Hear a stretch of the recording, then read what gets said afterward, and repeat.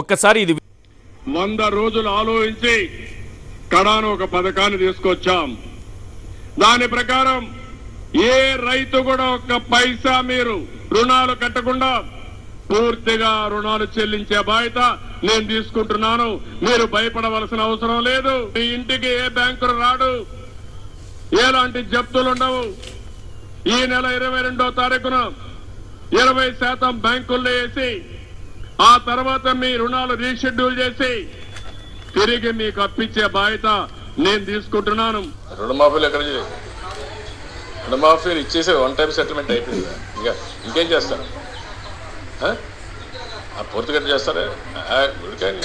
ఆ రోజు ఏదైతే చెప్పామో వాళ్ళకి ఇవ్వాల్సినటువంటి 1.5 lakh వన్ టైం అన్నారు. వన్ టైం ఇచ్చేసాం.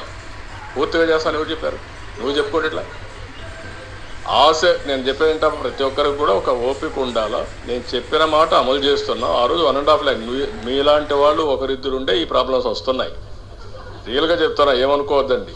అది కూడా నేను చెప్పాల్సి వస్తుంది పబ్లిక్కి. చెప్పకపోతే నేను ఫెయిల్ అవుతాను. నువ్వేమన్నా అంతా చేస్తానంట. నీకు ఎవరు చెప్పారు? రాత్రి కల వచ్చిందా నీకు?